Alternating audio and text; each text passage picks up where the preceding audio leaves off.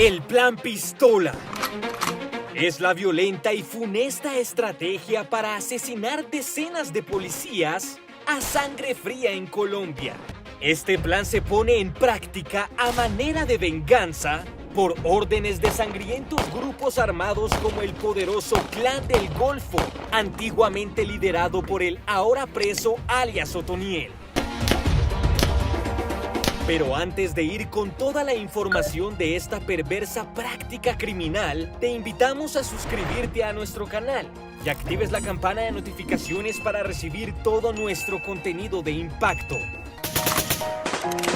Luis Emil Sanabria, defensor de derechos humanos, experto colombiano en conflictos violentos y presidente de la Red Nacional de Iniciativas por la Paz y contra la Guerra Red Paz, explica los daños directos y colaterales del Plan Pistola. Luis, mi primera pregunta vendría siendo, para ti, ¿cuáles son las consecuencias sociales y políticas de lo que nosotros conocemos como el Plan Pistola?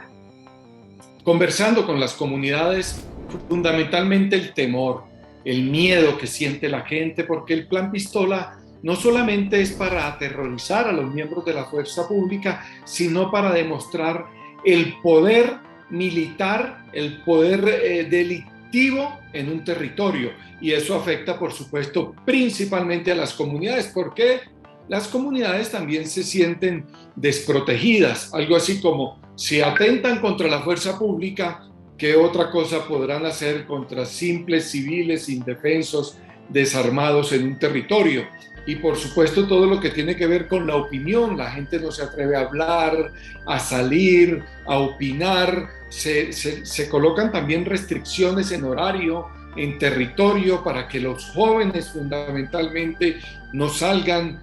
no vivan en comunidad, y para que las organizaciones no tengan ese ejercicio constante comunitario en esas zonas en donde este tipo de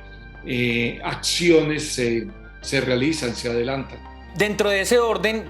claro, teniendo en cuenta como esa estrategia del terror para las comunidades,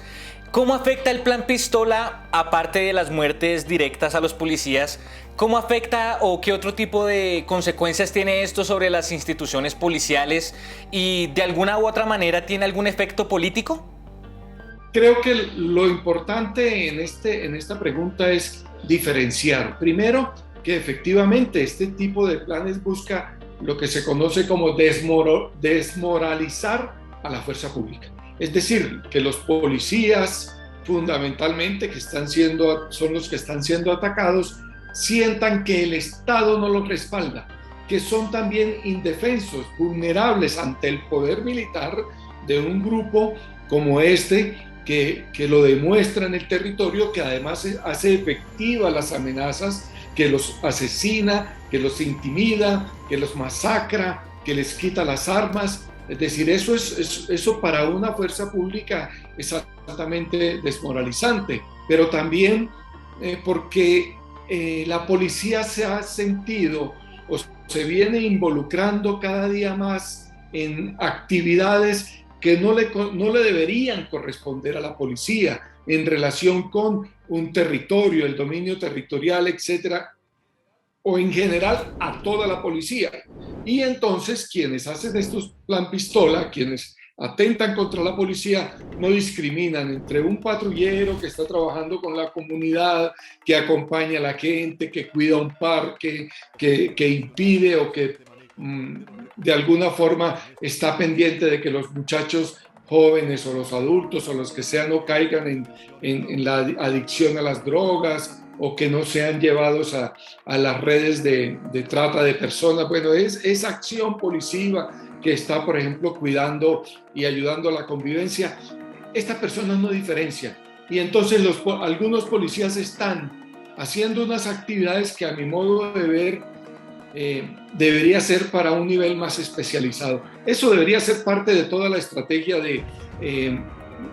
todo lo que hemos estado pidiendo, que se reestructure la policía y que efectivamente la policía no se involucre en acciones que tienen que ver también con el conflicto armado interno. Ahora, en términos políticos, pues por supuesto, porque estas acciones se están realizando en territorios que hoy están siendo convocados a participar, por ejemplo, de la votación, de la inscripción, de la política en relación con las 16 curules de paz de las víctimas. Y todo esto atemoriza a la sociedad, atemoriza a la población, atemoriza a las víctimas, impide que estas organizaciones de víctimas y que líderes y lideresas alcen la voz, exijan derechos o busquen reconciliación y paz en el territorio. ¿Qué es lo que puede suceder con este asesinato selectivo de policías y con la lucha contra el narcotráfico?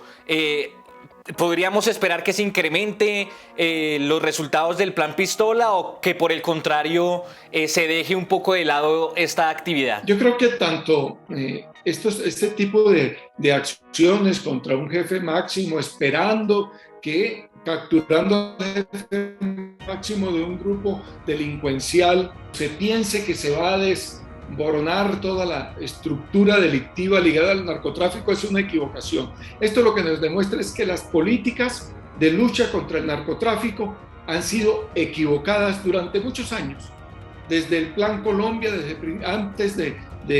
a finales del siglo pasado y a principios de este siglo hasta nuestros días, porque una vez se captura a un cabecilla, pues aparecen otros, pero la estructura general, porque está ligada a la producción y al tráfico de estupefacientes, no se toca, no se debilita, porque realmente es muy poderosa y tiene que ver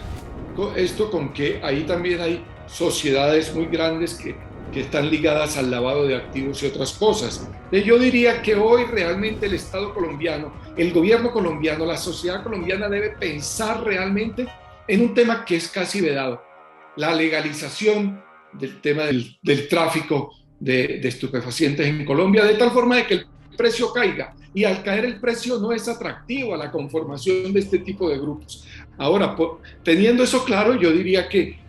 todo esto que ocurre en el país, en gran parte del país, porque el clan de los Usuga tiene presencia en gran parte del país, afecta, por supuesto, a las policías, a sus familiares, a la sociedad, a la política, y deja entrever que estamos lejos por esa ruta de la persecución, de acabar con estos grupos, además porque se ha evidenciado sociedades muy fuertes en el territorio. No lo digo yo, lo dicen las pruebas, lo dicen las denuncias. Y entonces yo creo que hay que cambiar definitivamente esa estrategia que no ha dado resultados en Colombia. Luis, para ti, ¿cuáles serían las consecuencias políticas y sociales de lo que nosotros conocemos como el Plan Pistola? Creo que están en mora los comandantes de la policía, el Ministerio de Defensa, el Gobierno Nacional, en idearse estrategias que permitan salvaguardar la vida de los policías y de los agentes una vez tienen conocimientos de que van a hacer este tipo de capturas, porque son ellos la carne de cañón, como siempre ha ocurrido, los reclutas, las personas de bajo rango, los que caen en este tipo de guerras sin cuartel, que definitivamente hay que reprochar y hay que condenar. Yo creo que ahí le falta preparación, porque es evidente que ante una captura como esta, pues vendría una reacción, y ante la reacción de estos grupos delincuenciales, pues no hubo diría yo, una propuesta para cuidar a nuestros policías, a los policías que están en el territorio. Eso por un lado, y por otro lado lo que dije anteriormente, que hay que reestructurar el papel de la policía en este tipo de acciones, en este tipo de trabajos, y especializar un grupo y especializarlo con inteligencia suficiente. Pero diría yo que a pesar de eso, todas esas acciones que se hagan mientras el narcotráfico sea ilegal y mientras responda a intereses transnacionales ligados no solamente al lavado de activos, sino a la producción de precursores de la cocaína, en este caso, que se elaboran en los países desarrollados, que no se comprometen realmente con sacar de raíz este tema de nuestro país, pero también tiene que ver con otras medidas que están ahí en el acuerdo de paz, la entrega de las tierras, la reforma rural, la erradicación manual de cultivos de uso ilícito, el poder concertar con campesinos y con comunidades la transformación de una economía ilegal en una economía legal. Entonces, no solamente es perseguir y capturar a un delincuente, es un paquete integral que debe pensarse y que yo no veo por ningún lado en este gobierno. Yo creo que Colombia debe abocarse realmente a implementar un plan estratégico para perseguir y evitar el tráfico ilegal de armas y de municiones. Las armas son hoy el alimento de este tipo de acciones, y en Colombia no hay un plan estratégico, como no hay una política clara, como no hay una ley que se acompase con el Tratado Internacional de Comercio de Armas y de Municiones. Colombia está en mora de desarrollar este tipo de normas, pero también de desarrollar planes estratégicos. 5 millones de armas en poder de los ilegales. Y el Estado colombiano, el gobierno colombiano, le parece que eso es muy poco, y entonces no conocemos cuáles son las rutas, quién está alimentando de armas a estos grupos ilegales y de municiones. Son armas de largo alcance, armas sofisticadas, son armas que vienen de Estados Unidos y de Europa y de Asia, y esos canales, ¿quién los persigue? ¿Y cuál es el compromiso de esos países para evitar que en Colombia realmente estos grupos ilegales se armen? Ahí son las preguntas y los interrogantes en los debates que Colombia debe dar a nivel internacional, pero también a nivel interno.